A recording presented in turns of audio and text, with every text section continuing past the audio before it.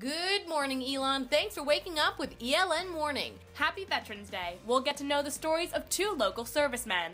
What's on your mind? In this new segment, I asked students that question and went out to find the answer. Basketball is back. The Phoenix will take to Alumni Gym this Friday for the season opener. We sit down with one of the team's key players. Thanks for waking up with us. It's time for ELN Morning.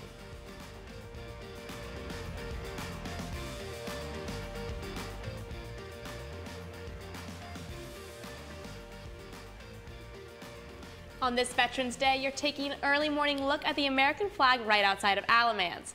Good morning, Elon. I'm Paige Peroso. And I'm Ashley McGettrick. We have got a great show today. We'll hear stories from two local veterans, and we're going to head over to College Coffee where they're celebrating the holiday. Later in the show, we'll even have a special musical performance from one of our own ELN anchors. Now, we said it's Veterans Day, and we're thanking our troops and even wearing our red, white, and blue today. But how exactly did this holiday come about? Well, here's a little history lesson for you. The Department of Veterans Affairs says it goes back to 1918, where there was an armistice or truce during World War I. 1 year later, in 1919, President Wilson named November 11th Armistice Day. The holiday got a name switch in 1954 and officially became Veterans Day, to celebrate veterans of all wars and say thank you for their service. We celebrate the holiday every year on 11/11, no matter what day of the week it is. Now, before we get into our own Veterans Day celebrations, we're going to head on over to your wake-up call. Joining us now in studio, our Brittany Nash is here with the stories you need to know as you start your day. Brittany? Thanks, guys. We start this morning with an FBI investigation. The FBI is looking into a security breach in the U.S. Postal Service computer system. According to the Postal Service, hackers stole personal data from employers, retirees, and almost 3 million customers. Reports show that the breach compromised names, social security numbers, and addresses of the dates of employments. But no reason to panic. In a statement from the Postal Service, they say the intrusion is limited and the scope of all operations of the Postal Service are functioning normally. Moving down to Mexico. Mexican authorities are awaiting the DNA results of 43 students that went missing on September 26th. Reports say the gang played a role in the disappearance of, and a Mexican attorney general says a total of 73 people have been arrested in connection with the students' disappearance at this time. Reports show that the students, mostly young men, were burned and thrown into a river. And finally, it's a little chilly outside right now in Elon, but if you're from the Midwest, you're waking up to the snow this morning. Parts of the Middle America are covered in more than a foot of snow, causing traffic jams across the affected areas and a cold front behind it. The storm is expected to hit the East Coast within the next week and bring below normal temperatures along with it. Our Katie Merrigue will have more on the weather for you later in the show. That's all for your wake-up call this morning. Ashley, back to you. Thanks, Brittany. Now on to a developing story here on campus. The suspension of Elon's Sigma Pi fraternity for hazing.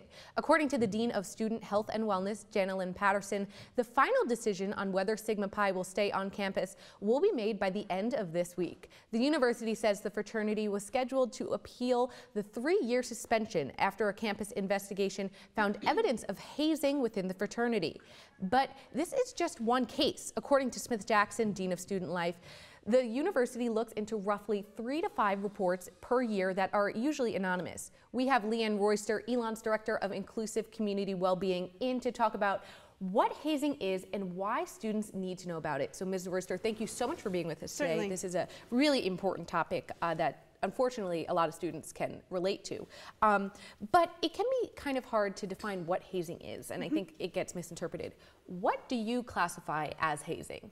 Our office would classify hazing as any sort of coercive, abusive, or aggressive or even violent behavior perpetrated against someone by another person or student who has power over that student. So it's about the power relationship. Right. And this is not unique to Greek life, from what I understand. Certainly not, certainly not. Hazing goes on in all sorts of group formations or group identities on a university campus. Right, and now obviously you and your department do a great job to prevent things like this from happening. But what can students do to play their part in preventing hazing? Yeah, I think that students can be proactive. I mean, the important part about hazing is the prevention part. We certainly have resources in place to be able to respond to and deal with incidents of hazing, but we really want students speaking out. And so if something feels not quite right or you're not sure about something, ask a question. Don't be in that space of, I'm not sure if I want to say something or get someone in trouble. Be proactive. Right. And in terms of an actual scenario, I know so many times it's not even that you're being hazed, you're a bystander to someone else, unfortunately, going through that. What would you say to students who are witnessing hazing? Yeah, I would say that you probably have one of the most important roles, that it's often someone who speaks up who is a witness, not necessarily the target, because it can feel, you can feel unsure, or you're not certain of where to go or what to do or how it will be perceived. But if you're someone witnessing, please speak out, even if you just have a question, and we have lots of confidential resources on campus to be able to do so. Great, and we're going to mention those resources later for all of you guys. But finally, looking forward, do you feel that the hazing culture is improving, or where do you see this type of culture on colleges' campuses going in the future? Yeah, I think nationally we have a good spotlight on incidents that are related to bias or harassment and different sorts of hazing incidents. And so I think we're going to see nationally us move to looking critically at these issues. And so I'm hopeful that in the future these issues and others like them are going to get lots of attention from colleges and universities. Great, and hopefully there'll be less to talk about to begin with. That's our goal. Great. Well, thank you so much, Ms. Roycer, for coming to be with us today. ELN has its own anonymous hotline, like we mentioned, for hazing. If you or someone you know has been affected by hazing, you can call 336-278-HAZE or Campus Safety and Police. So thank you again so much for coming in today. Now switching gears to today's holiday, Veterans Day. Today we celebrate all of our servicemen and women, and right now outside of Corey Business Center, there is a special college coffee just in honor of our troops. Our Elizabeth Bilka is there. Elizabeth, how's it going? Good morning, Ashley and Paige. I'm here outside KOBC at College Coffee, and there's two reasons why you should be out here this morning. First off, it's for Bagel Day, and if the idea of free bagels has not got you coming here yet, you should come here because it's Veterans Day. We have several events behind us here, and everyone should be here. So we have other cards set up so you can send to veteran that we're talking about veterans. I'm sorry, my mouth is blurring, and that's really it. So we're going to have live music, bagels, and Thanks so much, Elizabeth. Wish we were out there with you. Now, if you can't make it to College Coffee this morning, there are still ways to thank the troops. Like Elizabeth mentioned, the Veterans Day celebration will move indoors after College Coffee for the observance ceremony in LaRose Digital Theater at 10:45. This afternoon, Alamance County will hold a Veterans Day parade at 1 p.m. starting at the corner of College Street and North Main Street, just a 15-minute drive from campus.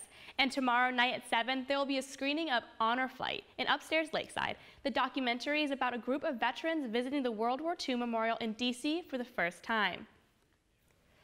Veterans are all around us, including right here on campus. Our Jasmine Turner got to know the story of one local veteran who you might have walked into during your late night studying. Before working the overnight shift cleaning the Gerald Francis Center, Donnell Neal served our country. Discipline, respect.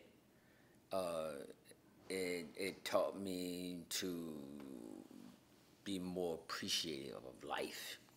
The lessons Neal learned while in the military. I was just fresh out of high school, having 2 young sons, and just didn't think of nothing else good to do at the time. So I decided to just go in the military. In 1972, Neal was sent to basic training in Fort Jackson, South Carolina, and spent 6 years protecting our country. I had orders for Vietnam. My orders was cut, and they had orders for me to go to Fort Benning, Georgia, where I entered into the 82nd Airborne Division. Though he never fought in the war, Neal became a paratrooper and radio operator. His time in the military influenced his perspective on life and those in the military. My heart goes out to the men and women of the military because a lot of people don't take seriously the significance behind it. After the military, Neal struggled personally. He was homeless for 2 years and lost many of his belongings, including pictures of his time in the service, but that didn't take away the memories. You got somebody that's fighting for you while you're sitting over here doing any and everything that you want to do, which is okay because you're still young and you're growing up. He hopes others will take more than just Veterans Day to remember their service. Because truly, they are extraordinary to me. I was a part of that, and I was glad to be a part of that. I truly was. Jasmine Turner, ELN Local News. Neil is just one of our local veterans, and later in the show, we'll check in with another serviceman living just off campus. But for now, let's get a check of our local weather. It might be a little chillier than normal outside this morning, and it's just going to get colder later in the week. Our Katie Merrigue is outside with a look at what to expect for the rest of the week.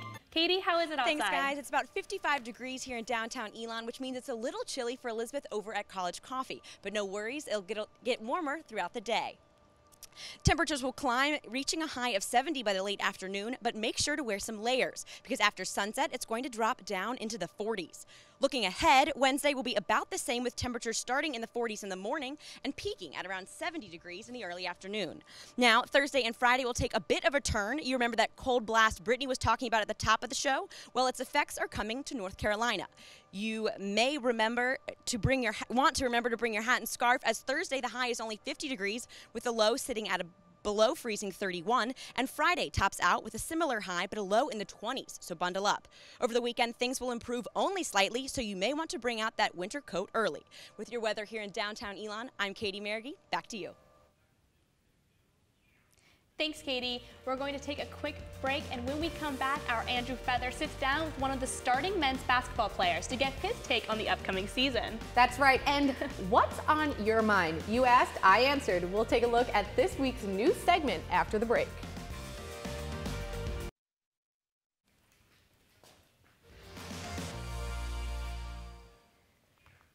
Registration is underway, and as you sign up for classes, it's never too early to think about how to stay organized for the new semester. Here with an app to help you with just that is our Brian Anderson. Brian? Thanks, guys. One of the first things people find out about me is that I am super organized. So today, I have one of my favorite free apps, Cozy Family Organizer, that will help you keep track of your jam-packed schedules. You have finals coming up, new classes in the spring. This app will make your busy days seem less overwhelming. Cozy Family Organizer is designed to help users create schedules and share them with others. Now, the name of the app might say family, but it's perfect for individual use. After downloading the app, you'll be able to record dates and times, notes, and locations into your devices. Unlike the pre-installed calendar applications on many smartphones, Cozy allows users to see daily events without having to click on the specific date.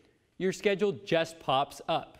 While the app focuses on creating a personalized calendar, it also allows users to send their calendars to other people. Now it's easy to let your friends know when you're free. Just send them your calendar on Cozy. Users can also create to-do lists and journal entries.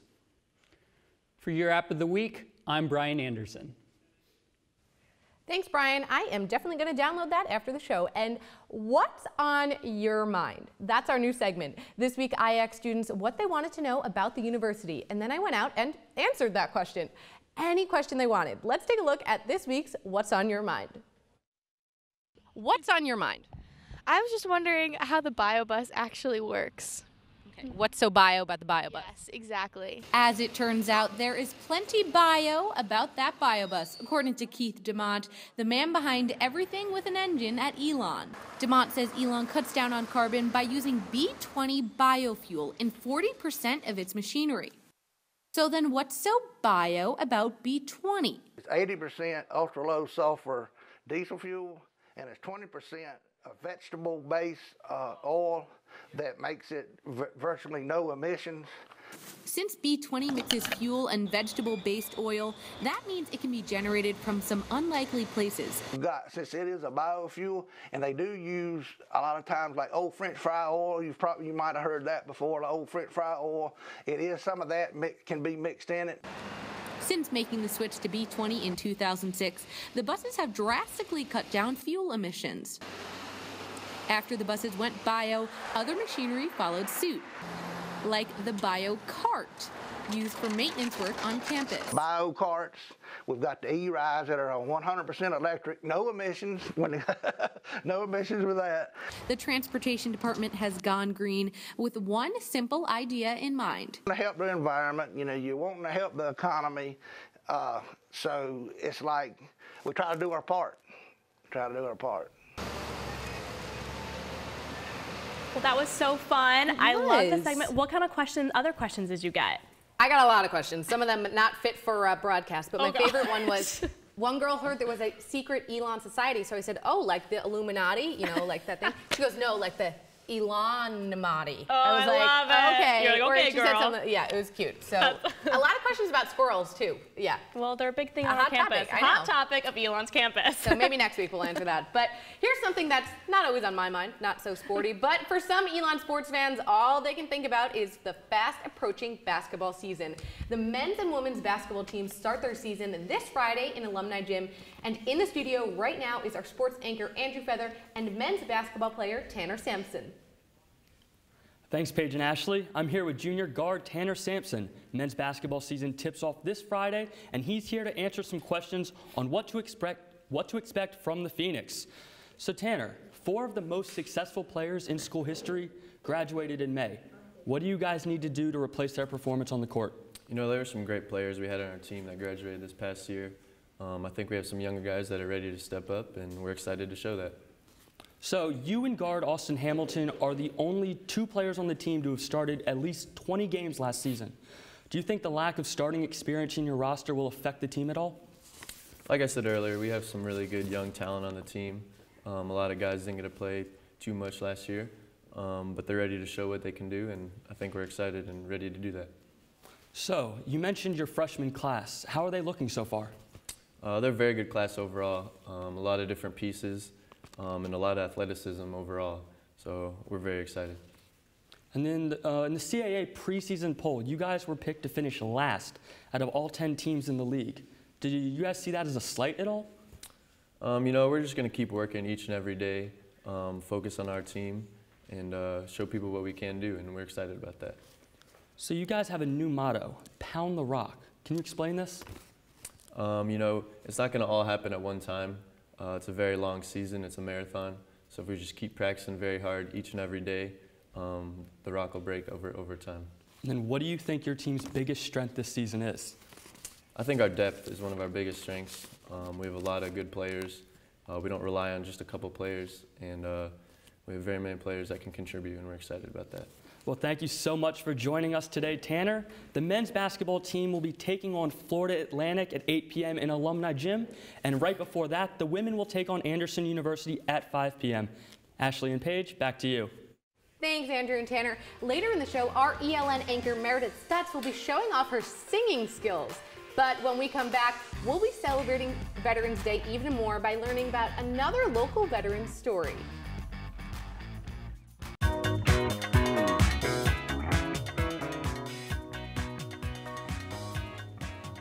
Thanks for joining us again for ELN Morning. Now, with today being Veterans Day, our Katie Kaler found one local veteran who has called ELN home for more than 70 years. I wanted to go.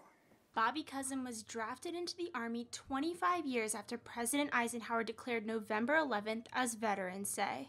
I was hoping they would draft me. If they didn't draft me, you know, I still wanted to go. In the Army, Cousin worked as a machine gun operator, primarily stationed in Fort Hood, Texas. It has been 40 years since Cousin served, but the ELN resident still remembers that time clearly. I was in the military when President John F. Kennedy got killed. Despite being retired, Cousin says the military never left him. Still do military things, you know, salute people. Cousin was in the Army for 2 years and thinks all men should serve at least 6 months. If you can go through the military, you can make it out here in life pretty good. Katie Kaler, ELN Local News. Now, I know Veterans Day has a special place in my heart. My dad served in the military for over 27 years, so it's been a big part of my life. 27 years? Yeah. Wow. I know, and he wasn't even planning on being a military man. He was doing ROTC, and then he loved it and it stuck, and I've, been a military kid my whole life. It's been really fun, moved around. I've always loved it, and I really respect my dad and all the other veterans. And we all love and respect your dad. I haven't even met your dad, and I do, because he's great. So I think we have a picture of Yes, there is you an two. Embarrassing picture of me. I think they just showed it. Yeah, okay. It's pretty Oh, embarrassing. I didn't see It's it. my awkward phase. I wear my dad's big army jacket, and my teeth are all jagged. I look better now, don't I? It's patriotic, patriotic. And today's Veterans Day celebrations are going on right now at KOBC, where there is a special themed college coffee, and our Elizabeth Bilka is there with one of the organizers of the event. Elizabeth?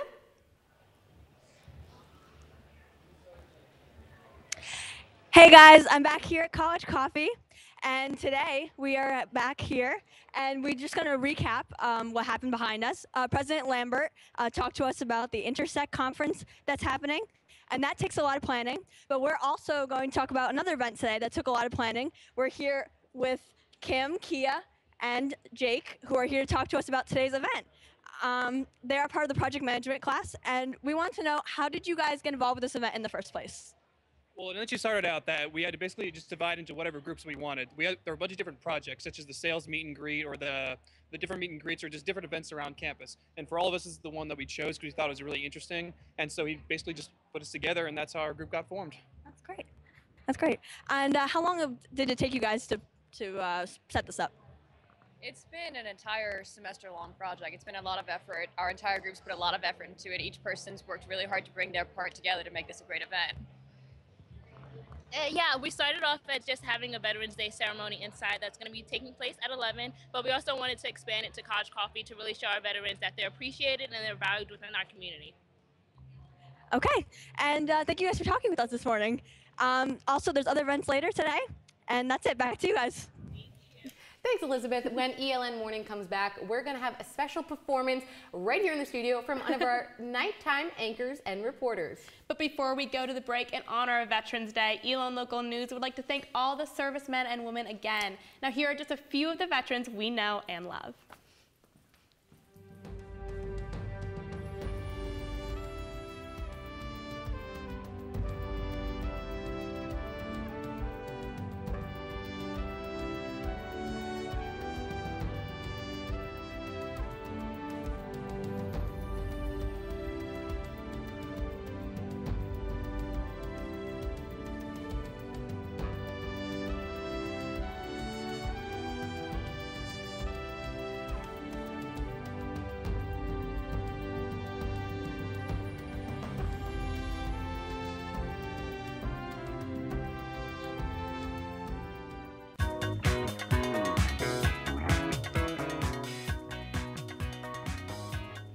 Welcome back to ELN Morning. We are so excited about this segment.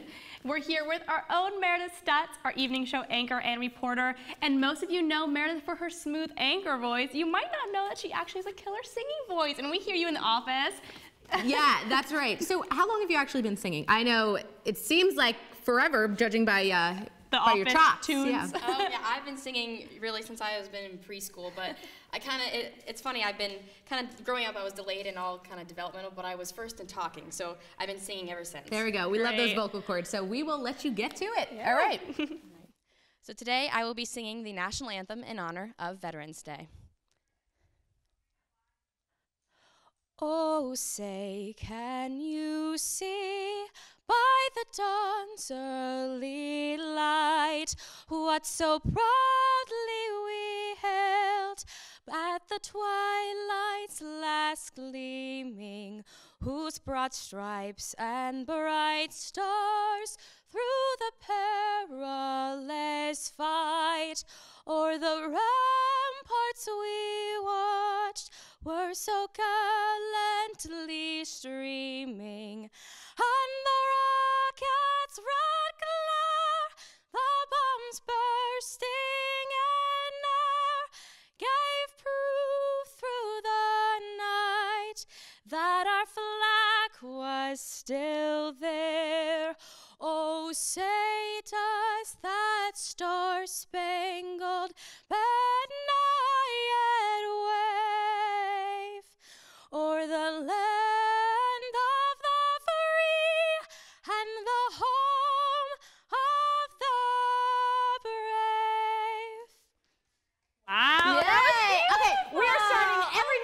blast off with Meredith starts singing You're now. gonna sing an intro Forget song the theme for us. song. I'm gonna write a theme song. You'll sing it. I'm ready. Oh my goodness, that was so good. That's amazing. I did not know you had that talent in you. Thank you. Love it. So how is this a passion for you? We know you're a journalist, but like, is this your passion behind your hobby behind the camera? Absolutely. I love to sing. I sing in the on-campus choir, Camerata, and I sing in the shower, sing everywhere. I love In the to sing. studio In before the show too. So yeah. Well, that's all the time we have. I wish we had time for another song because that was so great. But thank you so much for tuning in to ELN Morning. But you can always like us on Facebook and follow us on Twitter. That's right. Have a great rest of your day, Elon. And happy Veterans Day.